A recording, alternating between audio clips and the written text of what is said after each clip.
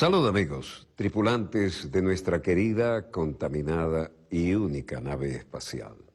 La misma que, desde la última vez que nos vimos por estos medios, ha dado otra vuelta sobre su eje imaginario y, por supuesto, sigue generando acontecimientos en pleno desarrollo. Y cuando no me ven de pie es que tenemos un importante invitado. Y en este caso, quiero presentarles a uno de nuestros más destacados embajadores. Él actúa en Ginebra y me refiero por supuesto, el embajador Jorge Valero, quien nos representa en el organismo de las Naciones Unidas. Nació en la ciudad de Valera, Estado Trujillo, en 1946, licenciado en Historia en la Universidad de los Andes, maestría en Estudios Latinoamericanos en la Universidad de Londres, experto en archivos diplomáticos, investigaciones en los Archivos Nacionales de Estados Unidos y en el Foreign Office de Londres, autor y coautor de varios libros muy importantes y de ensayos. Su última publicación, hasta ahora, La diplomacia internacional y el golpe de 1945. Tremendo tema, ¿eh? Ha sido profesor de pregrado de la Universidad de los Andes, también ha sido profesor de posgrado en la Universidad Central de Venezuela, ha ocupado cargos como presidente de la Comisión de la Deuda Social del Parlamento Latinoamericano, ha sido embajador de la República ante el gobierno de Corea, gobernador ante el Fondo OPEP para el Desarrollo Internacional, presidente de la Comisión Presidencial Preparatoria de la Segunda Cumbre OPEP, viceministro de Relaciones Exteriores, representante permanente de la República Bolivariana ante la Organización de Estados Americanos, viceministro para América del Norte y Asuntos Multilaterales, y actualmente es el representante ante las Naciones Unidas, nada menos que en Ginebra. No le hacemos justicia a todo su currículum, pero algo he podido leer de él. Al grano.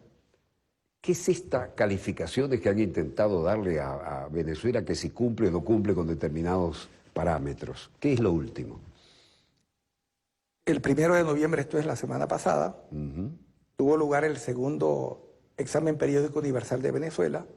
Este es un examen que se realiza cada 4 años y medio aproximadamente, al cual deben someterse los 193 países que forman parte de las Naciones Unidas. Venezuela presentó su primer examen hace aproximadamente 4 años y medio. Por cierto que quien presidió la delegación venezolana entonces fue el actual presidente Nicolás Maduro Moros, entonces como canciller. Y ahora le correspondió en este segundo examen presidir la delegación venezolana a la ministra de Relaciones Exteriores, Delcy Rodríguez. Fue una delegación muy prestigiosa, de muy alto nivel, de la cual formaron parte 5 ministros de diferentes áreas del gabinete que se ocupan principalmente de los temas de derechos humanos y autoridades de todos los poderes públicos. Pero una de las cosas que llamó la atención en este examen, Walter, y yo lo pude observar por los comentarios que recibí de múltiples delegaciones, fue que la abrumadora presencia de mujeres, el 70% aproximadamente de la delegación venezolana era de mujeres. Y cuando se ve las imágenes televisivas que se transmitieron entonces, en el presidium, porque había solamente 5 sillas, y las 5 estaban siendo ocupadas por mujeres, es decir, por mujeres ministras, lo cual revela a todas luces cómo en Venezuela prela la igualdad de género. Yo creo que este es uno de los acontecimientos más importantes de la Revolución Bolivariana, el protagonismo de la mujer. Le oí decir a alguien, y creo que con bastante certidumbre y con bastante rigor, que la Revolución Bolivariana tiene rostro de mujer. Y basta con ver la actividad cotidiana en Venezuela, los liderazgos que se despliegan a nivel nacional, a nivel regional, a nivel local, cómo la mujer venezolana está hoy ocupando un lugar preeminente, protagónico. Esto es muy importante porque, como sabemos bien, Venezuela, por razones culturales e históricas, como la mayoría de los países de América Latina y el Caribe, tiene unas raíces machistas. Entonces, que haya un espacio creciente para que las mujeres tengan un papel protagónico, esto es muy importante. En consecuencia, causó mucha admiración este acontecimiento, pero luego quiero hablarte de otros aspectos que sobresalieron en este examen. Ya te dije, son 193 países que son examinados aproximadamente cada 4 años y medio. Venezuela le tocó ahora en la segunda oportunidad, pero es muy importante subrayar que en este último ciclo, Venezuela fue el país que contó con mayor número de participantes en tanto que estados. Es decir, se examinaban 193 países y Venezuela fue el país que tuvo el mayor número de oradores. 103 países intervinieron en el debate y presentaron sus observaciones y recomendaciones. Esto es muy importante porque revela, digamos, el interés que despierta Venezuela en el mundo, y uno a veces no capta cómo Venezuela es objeto de seguimiento, no solo las potencias, es decir, el gobierno norteamericano, el Departamento de Estado, el Pentágono, la CIA, etcétera, hacen seguimiento de Venezuela. El MI6, el MI5, todos. Sino también los países, todos los países del mundo. Y en esta ocasión me llama la atención que cuando revisamos las recomendaciones que hicieron, la mayoría de los países habían leído el informe que había presentado Venezuela y por lo tanto tenían un conocimiento tanto del informe que presentó Venezuela como de los informes que reciben de las embajadas acreditadas aquí, en Caracas. Por tanto, los países tienen una información muy exhaustiva, porque toman como referencia y se distribuye, un mes antes aproximadamente, se distribuye a todos los 193 países 3 documentos. El informe que presenta el país, 2, un informe que elabora la Oficina del Alto Comisionado para los Derechos Humanos, que se ocupa de las organizaciones no gubernamentales, y a esos efectos reciben centenares de informes, de opiniones. Entonces esta oficina se encarga como de tamizar, como de procesar y como de reelaborar. Y al final, esto es una constante, el informe que elabora la oficina es muy hostil a los estados y tiende a privilegiar la opinión que proviene de las ONG opositoras, que en el caso de Venezuela, las opositoras son en su gran mayoría financiadas por el gobierno de los Estados Unidos en sus diferentes dimensiones, incluso por organismos de seguridad. Y también, se pagan y se dan el vuelto, porque fabrican la ONG para que hablen mal y además el informe a partir de lo que dijeron mal. Exactamente. De Venezuela. Exactamente. Entonces, muchas de estas ONG, yo no podría decir que todas, pero muchas de ellas están formadas por mercenarios. Y eso lo puedes ver tú muy simplemente, Walter, si tú asistieras a una reunión en Ginebra, cuando se va a realizar un debate temático, se va a evaluar algún informe de tratados, y ves sentados en la sección espacial que le corresponde a las ONG, y podrás ver allí unas señoras y señores muy bien trajeados con muchas y ostentosas joyas, y esos que van a Ginebra para ir, por decir algo, de un país africano o de un país asiático o de América Latina, de Venezuela, van en aviones de primera clase, llegan a hoteles de 5 estrellas, organizan lujosas comelonas en Ginebra para tratar de persuadir a los estados. Se reúnen con los embajadores, pero claro... Hacen lobby, definitivamente. Claro, hacen lobby, pero lo cierto es que son simplemente instrumentos de la política exterior de Estados Unidos o de algunas potencias europeas. En consecuencia, cuando la oficina del Alto Comisionado hace el informe de las ONG, tiende a ser un informe muy hostil al Estado que va a ser examinado. Y finalmente está el informe que elabora el propio Alto Comisionado con base en los informes que recibe de los órganos de tratados. Y en consecuencia, estos 3 informes se distribuyen a los 193 países. Los países los estudian y luego entonces tienen elementos de juicio como para emitir opinión cuando se realiza el examen periódico. En consecuencia, tienen tanto los argumentos a favor del Estado concernido como los argumentos en contra. Entonces, llama la atención que en esta ocasión, de las 103 intervenciones que hicieron, todos los países de África dijeron que en Venezuela se estaba avanzando y que había un sistema de derechos humanos muy en correspondencia con los estándares internacionales y que en muchos casos Venezuela es un ejemplo para el mundo. Es decir, de los 24 países africanos que intervinieron, todos reconocieron los inmensos avances de la revolución bolivariana en todos los derechos humanos, porque como tú sabes muy bien, Walter, los derechos humanos están codificados en dos tratados. El tratado que se refiere a los derechos civiles y políticos y el tratado que se refiere a los derechos económicos, sociales y culturales. Es decir, que son 5 tipos de derechos, que para Venezuela son todos importantes, no son injerarquizables. Venezuela tiene una concepción según la cual todos los derechos humanos deben ser tratados en igualdad de condiciones, que los unos se refuerzan con los otros, que no hay ninguno que prevalece sobre los otros. Esto quiere decir, filosóficamente, Walter, que es necesario que existan libertades democráticas y justicia social. Justicia social, igualdad social, sin libertades democráticas, es decir, definitivamente es una incongruencia. Por tanto, en Venezuela tenemos una visión multidimensional. La Constitución de Venezuela es un ejemplo, señero, de constitucionalismo fundado en los derechos humanos. Y yo suelo decir, Walter, que los derechos humanos son como el alfa y omega de la revolución bolivariana.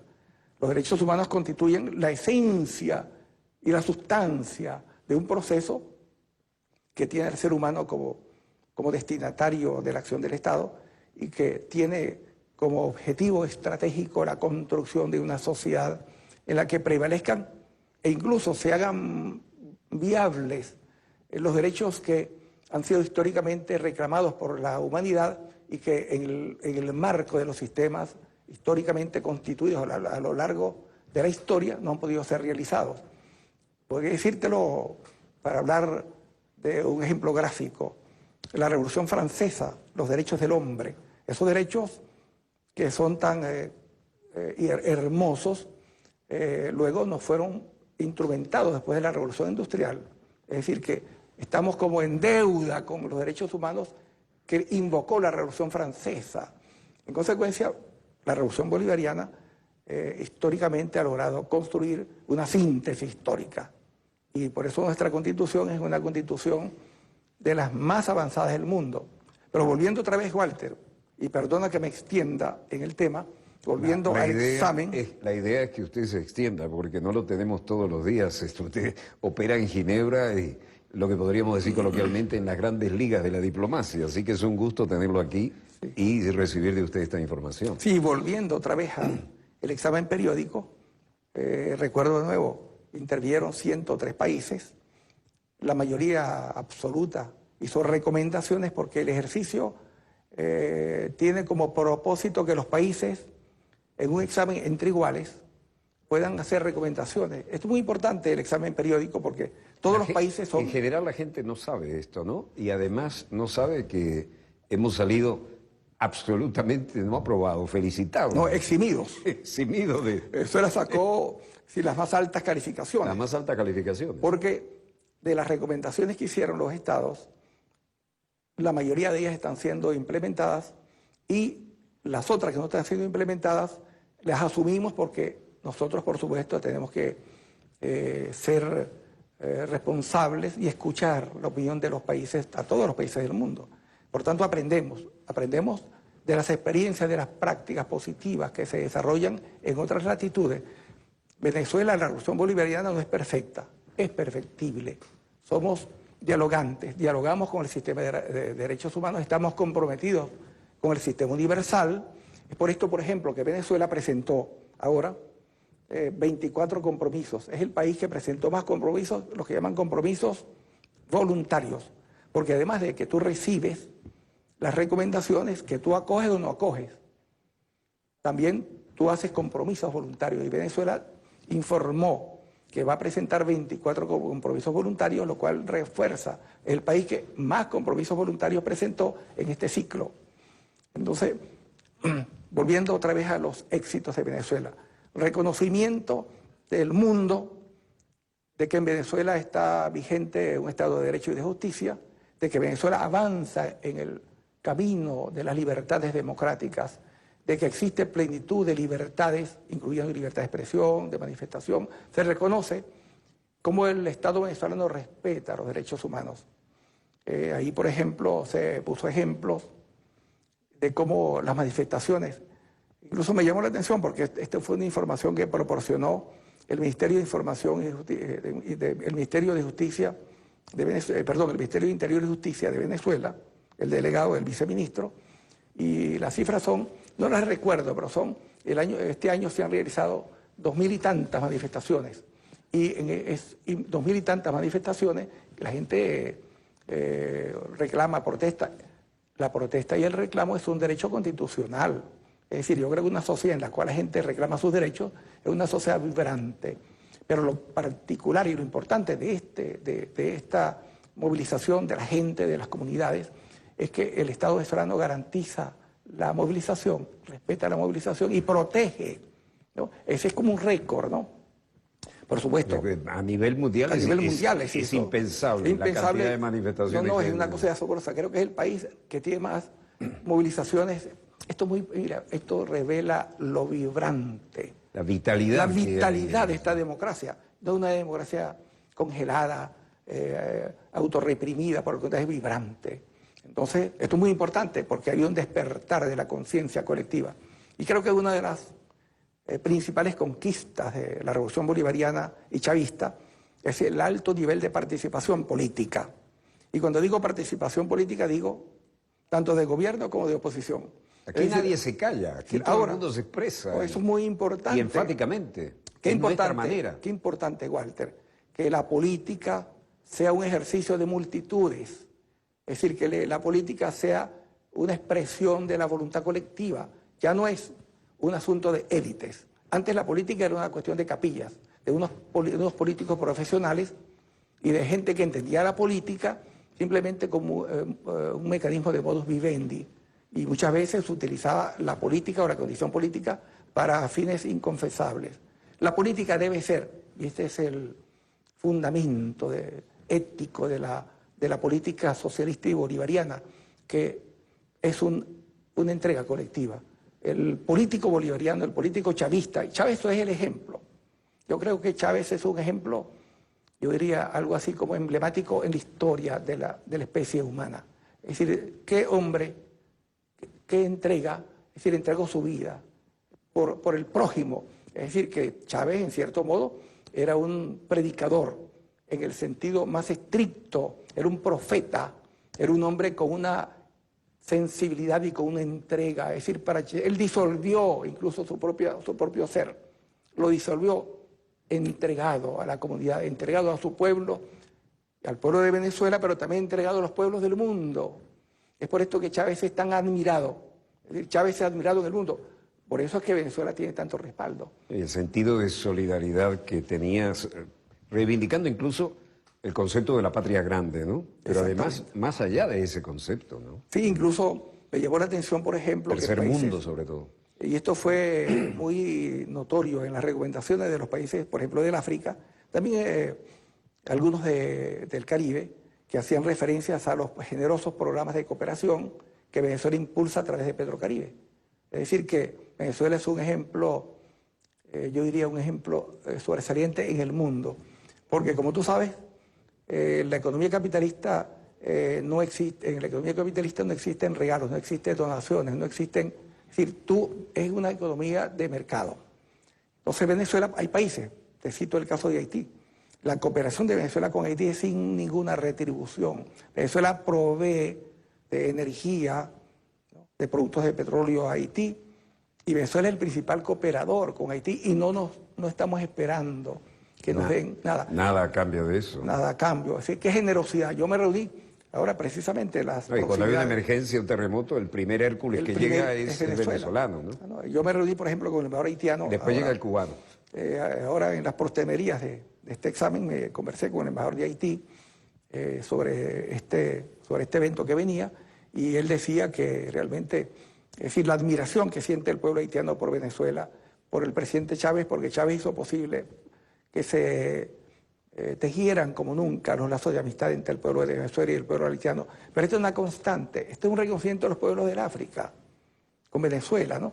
Me pareció muy interesante el programa que hiciste tú, Walter, recientemente con el viceministro Bolívar. Me pareció no solamente interesante, sino muy didáctico, porque ahí él mostró cómo Venezuela de 8 embajadas pasó a 18, que cubren los 54 países.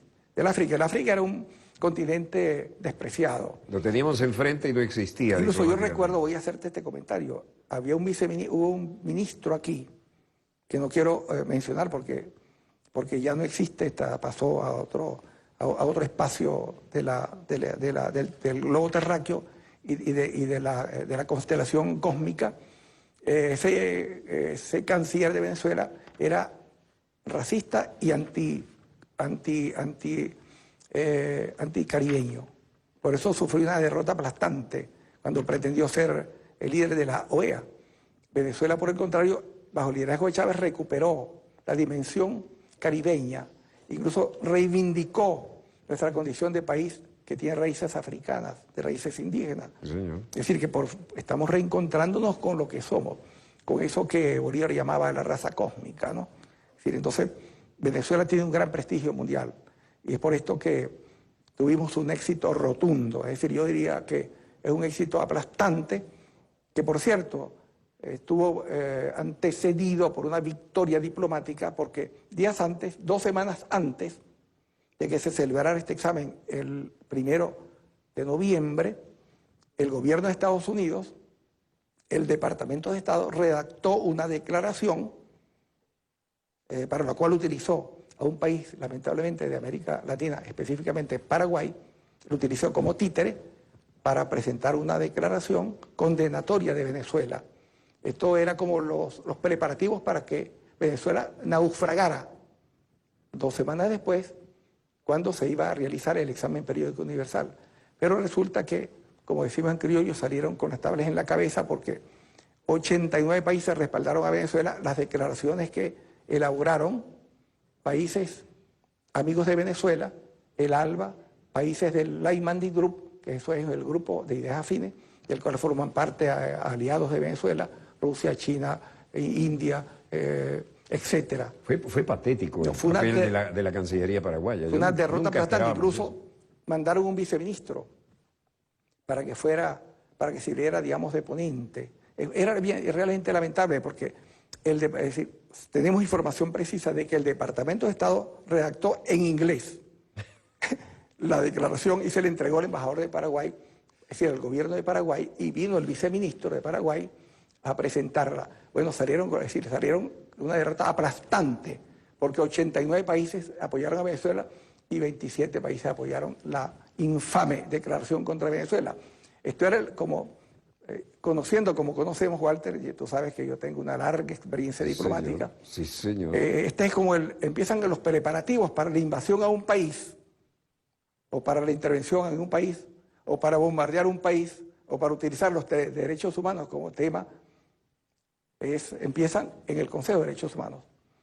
Yo tengo muy viva, Walter, la experiencia de Libia, porque, como tú sabes, yo era embajador de Venezuela en la ONU, Nueva York. Sí, señor. Y estuve muy involucrado en el desarrollo de los acontecimientos diplomáticos que terminaron con la aprobación de la resolución 1773 del Consejo de Seguridad, mediante la cual se aprobó la llamada zona de exclusión aérea, y a los 8 días comenzaron los misiles contra Libia, y los resultados ya son conocidos.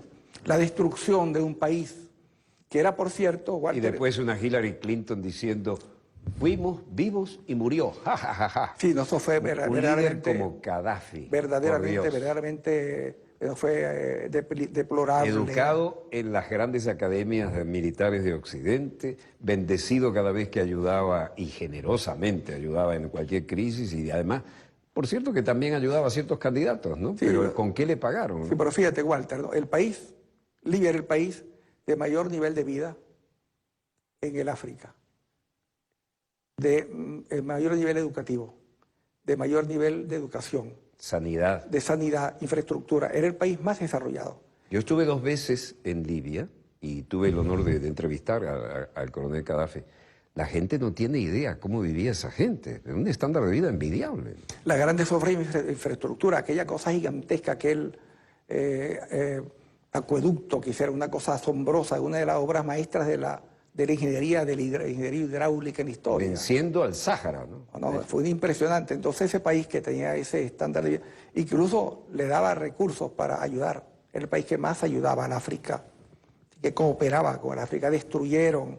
Y el tema fue derechos humanos. Yo recuerdo perfectamente cuál el camino fue, la ruta fue una declaración aparentemente inocua, preocupados, un grupo de países preocupados porque se están violando los derechos humanos en Libia, ¿no? Luego viene una resolución que la someten a consideración del Consejo y lograron una mayoría en el Consejo de Derechos Humanos, mediante la cual se solicitaba la expulsión de Libia como miembro del Consejo de Derechos Humanos, pero como la resolución mediante la cual se creó el Consejo de Derechos Humanos establece que para que un país sea expulsado se requiere la votación de la Asamblea General de las Naciones Unidas, llevaron el tema allá. Yo era embajador en esa Hicieron un oportunidad. lobby feroz para conseguir los votos, ¿no?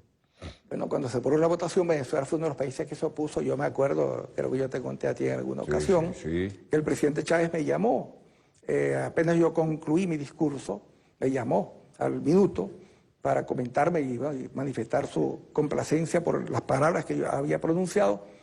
En esa ocasión, yo suelo decir que invito a que aquellos historiadores de las relaciones internacionales que vean las actas, que vean el discurso que yo pronuncié y vaticiné lo que iba a ocurrir en Libia, porque ese mismo día en que se aprobó la resolución para excluir a Libia del Consejo, para excluirlo, para expulsarlo del Consejo de Derechos Humanos, eso fue en la mañana. El debate en la Asamblea General terminó como a la 1 de la tarde, mi intervención fue como a las 12:30, y en la tarde, a las 3 de la tarde, se reunió el Consejo de Seguridad y aprobaron la resolución 1973, mediante la cual se aprobaba la invasión a Libia. Y a la semana comenzaron los misiles franceses primero y después de la OTAN. La historia es... Los mismos que le ponían la alfombra roja para hacer negocios con él, ¿no? Fueron los que le mandaron los misiles. Y ahí tienes lo que ocurre, es decir, lo que está ocurriendo desafortunadamente en Libia, un país prácticamente que se ha desaparecido, se ha desintegrado con varios gobiernos, es decir, prácticamente destruyeron un país. Era un país difícil de mantenerlo unido porque era un país tribal y él manejaba perfectamente la situación. Mandaban los delegados como quien habla con un padre y nadie se iba haciendo una solución. Que yo recordé, por ejemplo, anoche, cuando en un evento que se hizo aquí en el Teresa Carreño, en la sala José Félix Rivas, donde presenté 2 libros, ahora podemos comentar algo de esto. Yo recordé que me tocó conocer, yo estuve varias veces hablando con Gaddafi en el marco de la cumbre de la OPEP, tuve con él como 4 reuniones, 4 conversaciones, y la última que yo tuve con él fue en Egipto, en Sharm el Sheikh, cuando se hizo la cumbre de los no alineados, que designó a Egipto como presidente. Después de Egipto le tocó a Irán, yo estuve también en Teherán, pero recuerdo vivamente la cumbre de países no alineados en Sharm el Sheikh, Egipto, y me tocó por razones, digamos, casuísticas, porque era una cumbre de jefe de Estado, y como tú sabes, deben ser los jefes de Estado. Pero el presidente Chávez no asistió, el canciller tampoco asistió, entonces yo tuve el honor de ser designado por el presidente para que representara a Venezuela en esa cumbre de los no alineados. Por tanto, estuve, digamos, todo un día sentado al lado de Gaddafi, ¿no? Por cierto, que Gaddafi, tuvimos la oportunidad de hablar con él, me pidió que llamara al presidente, yo llamé al presidente y hablaron Gaddafi y el presidente en esa oportunidad. Y estuve casi todo el día con él, ¿no? Y yo recuerdo vivamente la admiración, el respaldo, la simpatía que despertaba, porque era un hombre muy carismático, que despertaba en los países no alineados, los países en desarrollo. En consecuencia, asesinaron a ese líder de la manera más vil, de la manera más sanguinaria, aquello fue bochornoso, horripilante la manera como lo asesinaron. Miserable. ¿No? Y los mismos que recibían ayudas generosísimas de él fueron cómplices en eso. Ahí están entonces los resultados, ahí está Libia. Y la Hillary Clinton diciendo, fuimos, vimos y murió. Y algunos de ellos, por ejemplo, he leído declaraciones de algunos líderes europeos que participaron en ese bochorno diciendo que se equivocaron, que han debido haber evitado, ¿no? Pero, y ahí vienes tú, todo es decir, es la destrucción de Libia, pero es la destrucción de Afganistán, ¿no? La destrucción de Irak, ¿no? Todo eso ha generado esta diáspora. ¿Usted no cree que hay una mano maestra ahí tratando de cambiarle el mapa a ciertos países del Medio Oriente? Efectivamente, porque lo que están haciendo en Siria, por ejemplo, en este momento... Es uno tras otro. Es tratar de prácticamente dividir la Siria.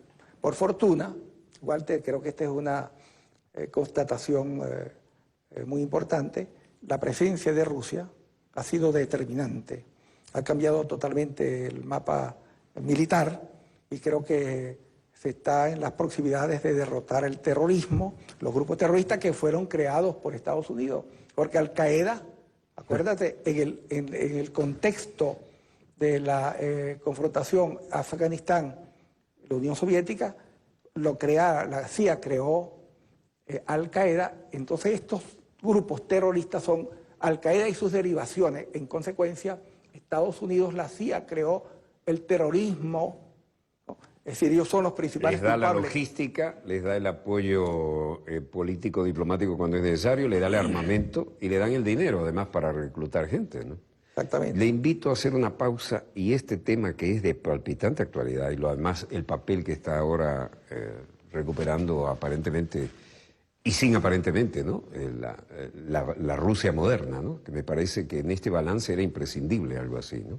Un breve corte y volvemos con más acontecimientos en pleno desarrollo. No se muevan, ya volvemos.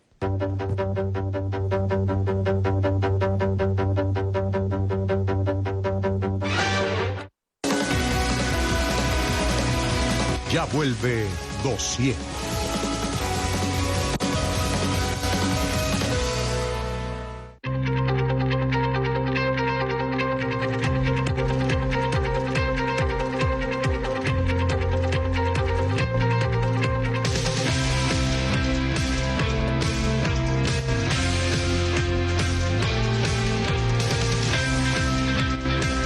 La pauta de hoy, de lunes a viernes a las 5:30 de la mañana, por Venezolana de Televisión.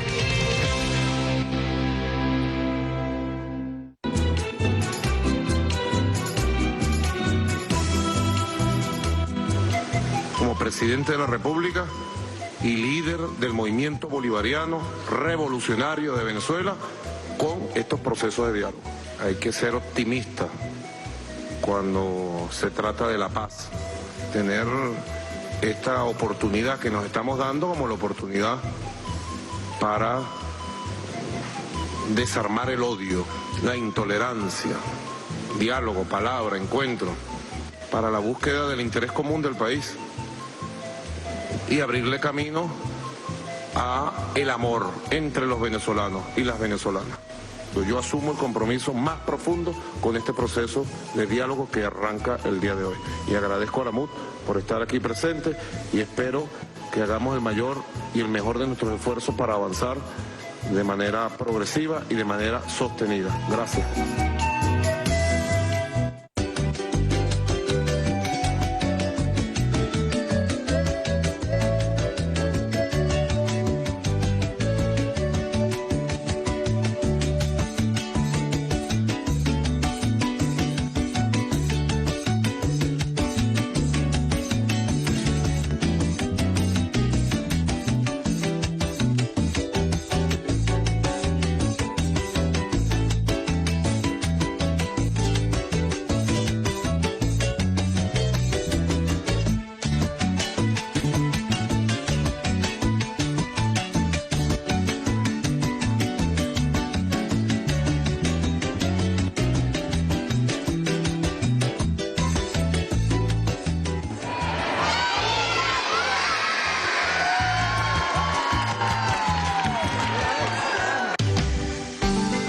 Se siente poder ver el horizonte con salud, seguridad y respaldo, porque tienes un aliado a tu lado, con más de 5 décadas de solidez en el sector asegurador, llevando a los venezolanos y venezolanas pólizas y servicios de calidad. Ampliamos tu horizonte. Seguros Horizonte, la empresa de seguro socialista hacia la patria grande. Fuerza Armada Nacional Bolivariana.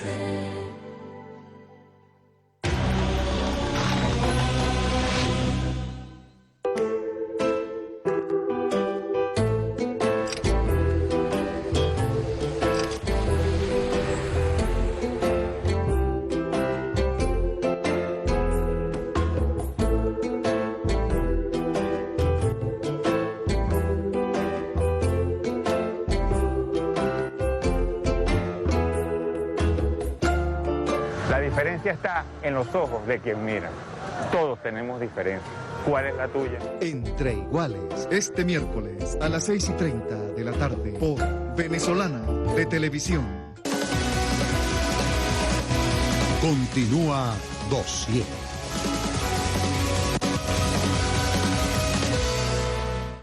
Volvemos con más acontecimientos en pleno desarrollo y lo tenemos aquí en casa, en vivo y en directo. Nuestro embajador, representante diplomático de altísimo nivel ante Ginebra, Jorge Valero.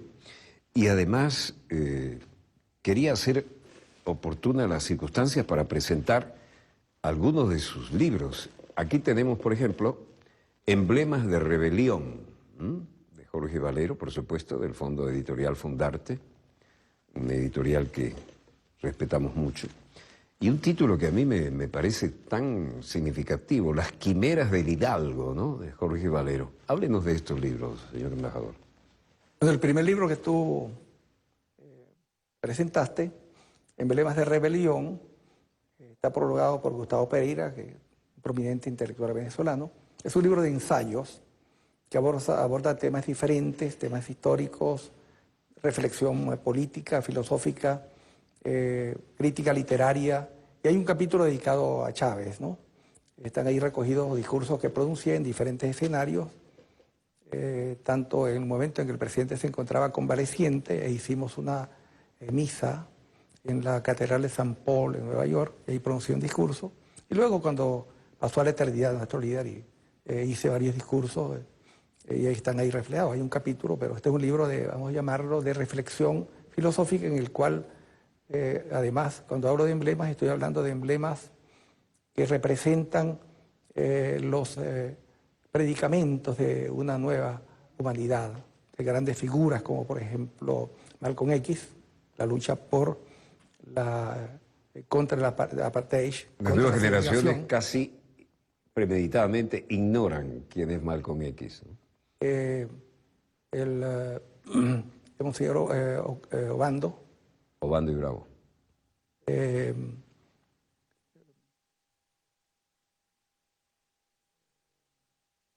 Chávez, por supuesto, y otros íconos. Permíteme, Walter. Ahí. Otros íconos de la Revolución Mundial. Hay un capítulo de historia, varios discursos que pronuncié. Hay temas por el discurso que pronuncié en una ocasión, cuando fui invitado por la Asamblea Nacional para hablar en el 5 de julio. Me acuerdo mucho de esa experiencia porque al concluir mi discurso, el presidente Chávez, que estaba ahí con todas las autoridades en el presidium, se bajó para darme sus comentarios sobre el discurso positivos, y lo que más le llamó la atención fue que yo cité en ese discurso el canto guerrero de los cuicas. Ajá. Entonces Chávez me preguntó, él no había escuchado ese poema, que yo lo inserté en el discurso sobre la interpretación de la historia, porque hice un recorrido desde los tiempos primigenios de la revolución preindependentista hasta llegar a la independencia y sus sucedáneos. Entonces yo le comenté efectivamente el origen de este poema, que es el primer canto de la resistencia indígena, que lo recogió un erudito trujillano que se llamaba Rafael María Urreichiaga, que conocía los idiomas, el dialecto de los Timotocuicas. Y después lo publicó y lo retomó Tulio Febres Cordero y otros historiadores prominentes, ¿no? Pero bueno, este libro creo que aborda, como ya te dije, diversos temas.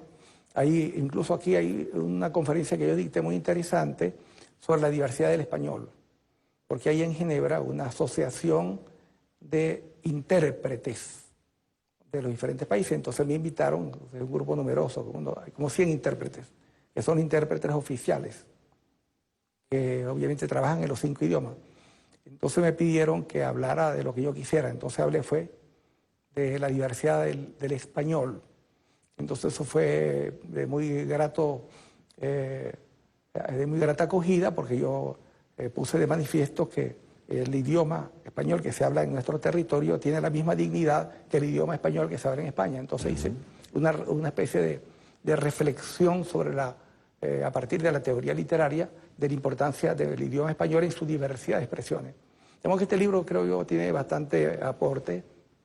Luego este libro, Las Quimeras del Hidalgo, que me parece un titulazo. Bueno, este es una travesura mía, Walter, ¿no? La gente que, por ejemplo, el poeta David Cortés Cabán, quien escribe uno de los textos como prólogo, él interpretó que era una suerte de invocación a las aspiraciones señeras de la humanidad en procura de la libertad, cosa que es cierto, pero es una travesura mía, porque le puse las quimeras del Hidalgo, porque mi segundo nombre es Hidalgo, yo soy Jorge Hidalgo Varela Briceño, entonces tiene como un doble sentido, ¿no? Pero este libro realmente es como la evolución de mi reflexión poética.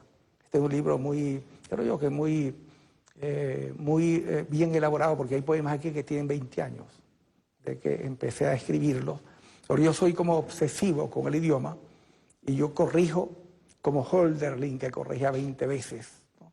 O como Mao Zedong, que corrigía 15 veces, pero yo corrijo a veces más que Hölderlin y más que Mao Zedong. Yo me acuerdo que en una ocasión se presentó un libro mío en el Teresa Carreño y era José Vicente Rangel, uno de los presentadores, pero el director de la biblioteca de Monteavil Editores, Carlos Noguera, también intervino en el acto. Entonces dijo, yo creo que en Venezuela hay muy poca gente que es tan riguroso y tan exigente con lo que escribe.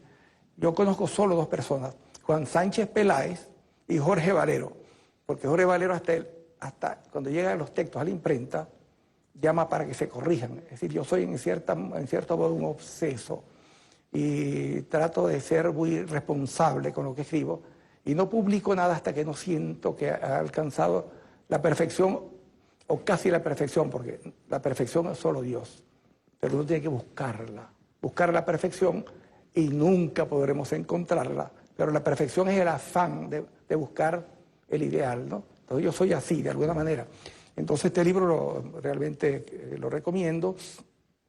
Hay poemas aquí que yo pudiera llamar poemas recuerdo, pero en definitiva son temas diversos. Por ejemplo, hago un recorrido por todas las filosofías monoteístas predominantes y a partir de una reflexión filosófica y ética, entonces construyo poemas sobre el islamismo, sobre el hinduismo y sobre todo el cristianismo y las religiones nuestras, las religiones indígenas. Entonces reivindico nuestros dioses. Yo leí un libro recientemente de Boccaccio, entonces es un libro bastante grueso, como de 1000 páginas, en donde Boccaccio trata de, interrogando a los sabios de su tiempo, estamos hablando 1230, Boccaccio interroga a los sabios de su tiempo para descubrir cuál era el primer dios. Entonces leí y escribí un poema de ese libro de Boccaccio, pero entonces me puse a pensar, ¿y por qué no hablar de los dioses indígenas? Entonces, a renglón seguido hice un poema, entonces reivindiqué nuestros dioses, y hablé entonces de la madre Chía, que es la madre luna, del padre Ches, que es el padre sol, es decir, que nosotros tendemos siempre a ser como muy subordinados a la cultura, sí, porque a la teoría los dioses política. nuestros ya existían antes que Boccaccio. Entonces, es lo que te quiero decir. Entonces nosotros debemos reivindicar lo que somos, y reivindicar nuestros dioses, y reivindicar nuestras creencias, y reivindicar nuestras tradiciones, reivindicar nuestra identidad como nación. Nosotros no tenemos por qué ser esclavos de ideas, de pensamientos, de teorías. Debemos construir nuestra propia teoría, por supuesto en un diálogo, pero hay lo que pudiéramos llamar nuestro americano. Eso tiene una identidad que es irrepetible. Nosotros somos un continente que tiene un perfil propio y que tiene unos valores superiores, que tiene unos valores que debemos defender. Por tanto, no tenemos por qué ser súbditos en nadie. No súbditos en el terreno de la cultura, en el terreno de la literatura, ¿no? Nosotros tendemos a imitar. Si se desarrolla en Europa el surrealismo, entonces creemos que debemos imitar. Pero resulta que, por ejemplo, nosotros en Venezuela parimos un genio de la poesía que fue José Antonio Ramos Sucre. Y entonces José Antonio Ramos Sucre, cumanés, venezolano, que murió, por cierto, en Ginebra en el año 1930. Yo estuve visitando el sitio en donde él despachaba en el consulado. Pero Ramos Sucre se adelantó al surrealismo, es decir, a todas las grandes teorías europeas. Hay que leer la obra de Ramos Sucre. Yo digo siempre, hablando de literatura venezolana y de poesía, que hemos producido grandes poetas, pero yo diría que hay dos que son como la síntesis, como la más sobresaliente manifestación de la creación poética en Venezuela, Andrés Bello y Ramos Sucre. Hay muchos. Yo amo, por ejemplo, la poesía de Gervasi, de Ramón Palomares, etcétera, ¿no? Pero estos son íconos. Incluso, pero hay más. Por ejemplo, hay dos grandes movimientos literarios surgidos desde acá, o tres. Está el nadaísmo, por ejemplo, que surgió en Colombia y aquí se regó por todos estos lares. Está el creacionismo, es decir, del gran autor argentino. Está el modernismo, Rubén Darío, es decir, de acá surgió. Rubén Darío, es decir, marcó la poesía mundial y más bien surgieron imitadores en toda Europa, ¿no? En consecuencia, esas son las cosas que debemos reivindicar, es decir, nuestras tradiciones, nuestros valores fundamentales. Y eso es lo que yo trato de hacer en este libro de poemas que modestamente ofrezco al pueblo de Venezuela como fruto de mi gran proceso y mi largo transitar en contacto con la palabra, porque yo creo que la palabra es, cuando es utilizada adecuadamente, es un instrumento de rebelión y de liberación. Hablando de rebelión y de liberación, voy a la antipoesía y aterrizo procazmente en la realidad. ¿Qué le parece la candidatura de la señora Clinton en la geopolítica del continente? Bueno, creo que la política norteamericana está entrando en una fase decadente, ¿no? Y esto no es una afirmación inspirada por el sentimiento antiimperialista, porque una cosa es ser antiimperialista y otra cosa es ser antipueblo norteamericano. Yo no lo soy, ¿no? Yo soy antiimperialista, es decir, antiélite norteamericana que ha cometido tantos desafueros en la historia de la humanidad. Pero es verdaderamente deplorable, ¿no?, la perversión del debate político. Es decir, lo que vimos durante la campaña entre Hillary Clinton y el señor Trump fue verdaderamente muestra la decadencia de la política como ejercicio, ¿no? Es una verdadera campaña de descalificaciones, muy poco proyecto político, y en definitiva yo creo que el presidente Maduro caracterizó muy bien diciendo que son exactamente lo mismo. Es decir, no hay allí cualquiera que triunfe, ¿no? Pero me parece muy importante, Walter, subrayar al mismo tiempo que están apareciendo o desarrollándose o consolidándose corrientes progresistas muy importantes. Uno tiende a imaginar, sobre todo cuando estamos de este lado del mundo, que Estados Unidos es el Partido Demócrata y el Partido Republicano, y que, los que están en el Partido Demócrata son exactamente los mismos. Y resulta que apareció un fenómeno muy interesante, incluso con mucho potencial hacia el futuro, que es la expresión socialista de Bernie Sanders. Yo tengo aquí unos datos, me parece que te los quiero comentar. Le paso de unos. Donald Trump tiene 60 votos electorales, Hillary Clinton 44. Podemos derivar después a esto porque me lo acaban de entregar calentico los compañeros. Y ahí cualquier cosa puede ocurrir. Las últimas encuestas, como tú bien sabes, ponían a ambos candidatos casi en igualdad de condiciones.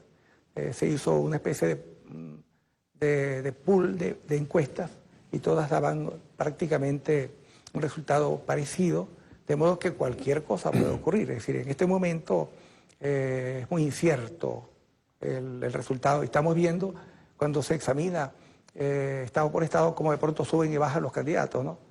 De modo que todavía es temprano, vamos a esperar que los resultados... Además es una votación indirecta, hay un colegio electoral por medio, es toda una manipulación ajena a nuestro espíritu donde yo voto por fulano y mi voto cuenta, ¿no? Fíjate tú lo que ocurrió, por ejemplo, en la elección del Partido Demócrata, ¿no?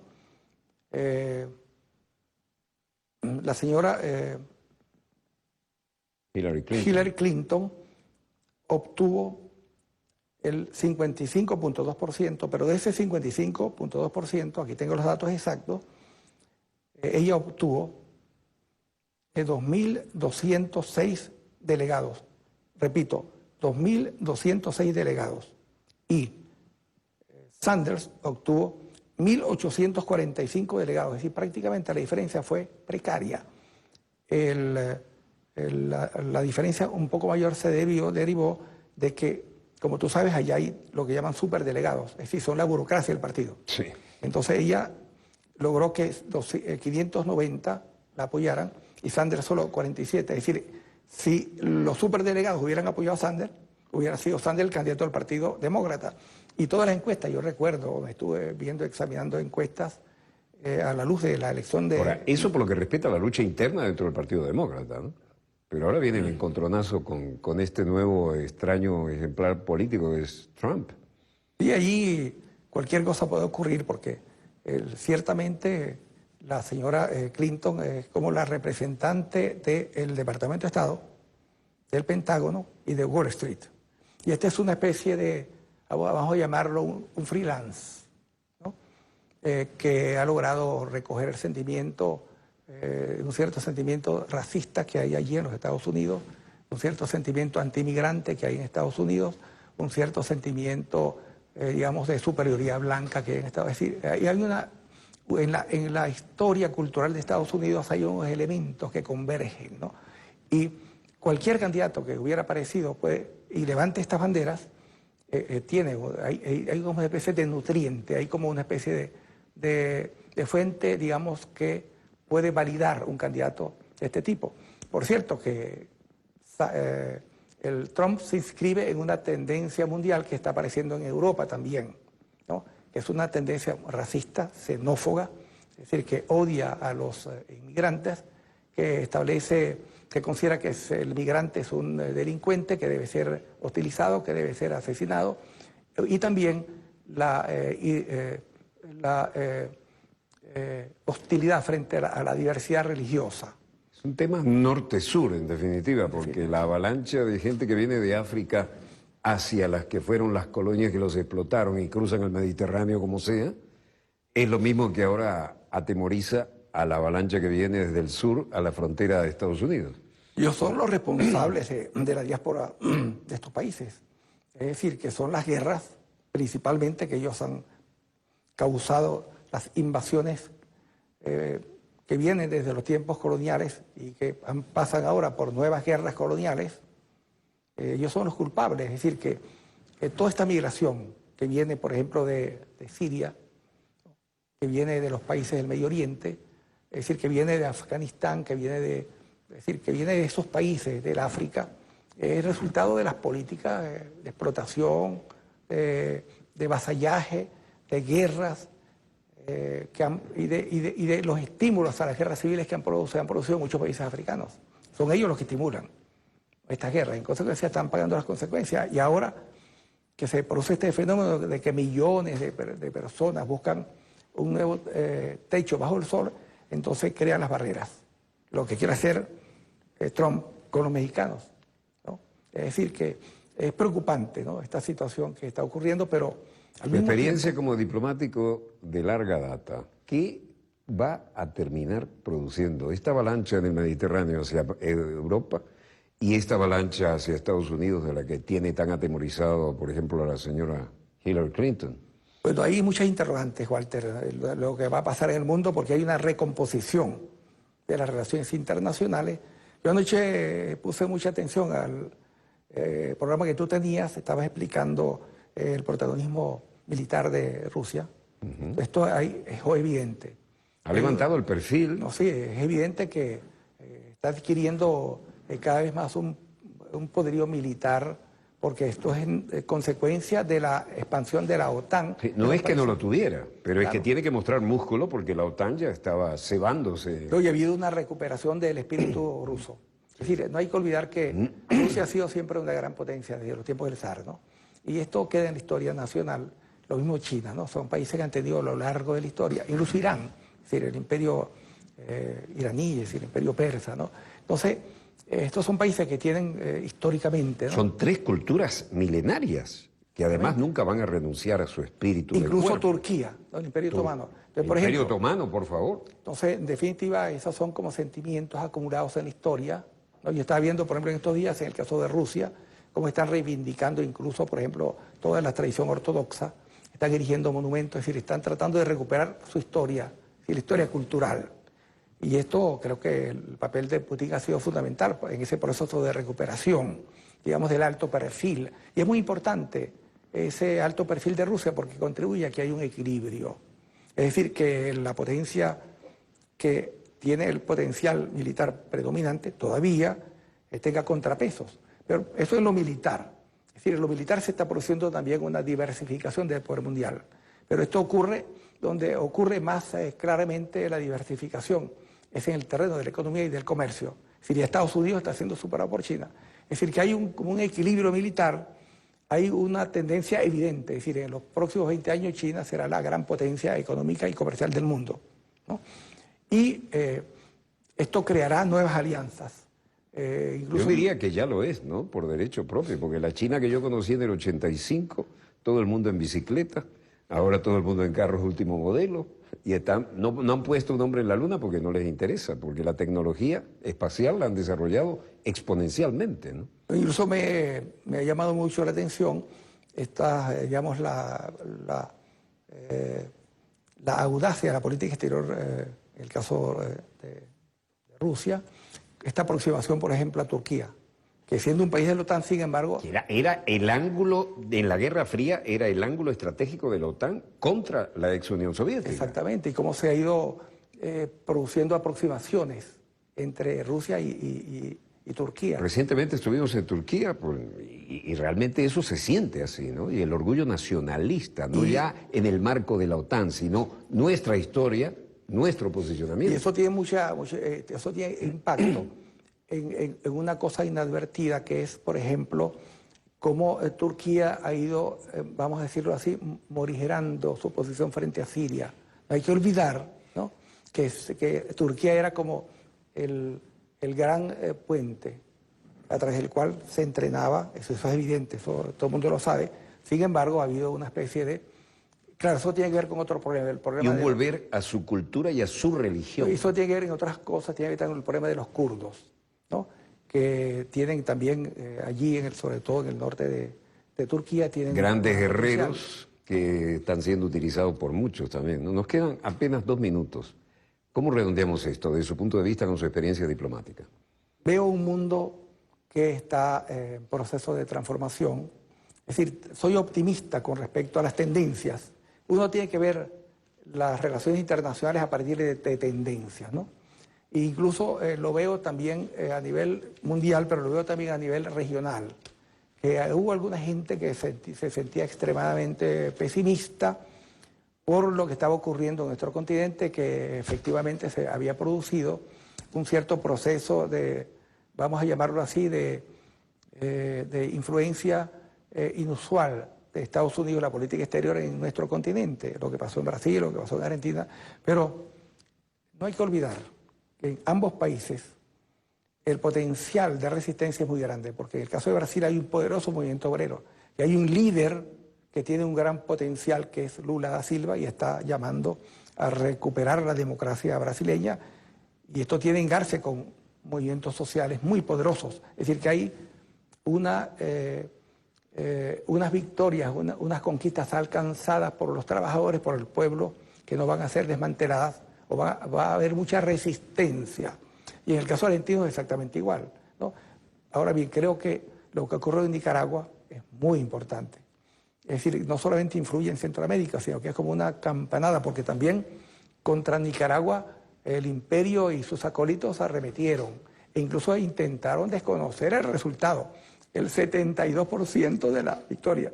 Así como aquí intentaron desconocer el 60% del presidente Chávez, la victoria del presidente Maduro.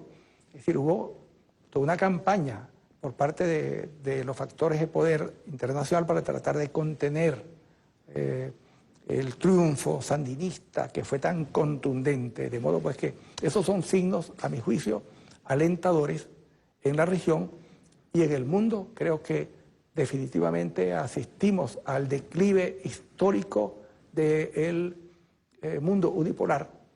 En otras palabras, estamos asistiendo al declive histórico del imperialismo norteamericano y el surgimiento de nuevos poderes. Y lo importante es que son poderes, estoy hablando de China, estoy hablando de Rusia y de India, son poderes que no se plantean ser imperios, sino ser países que pueden contribuir, como están contribuyendo, a la paz y a la estabilidad del mundo. Y además son imparables, ¿no? Como decían los chinos, que te toquen vivir tiempos interesantes. Creo que los estamos viviendo. Embajador Jorge Valero, ha sido un gusto dialogar con usted y cuando su agenda se lo permita, usted sabe que siempre tenemos la disposición de volver a hacerlo. Muchísimas gracias y a ustedes donde quiera que se encuentren, gracias por permitirnos estar allí con ustedes. Disponga usted de las cámaras, señor director.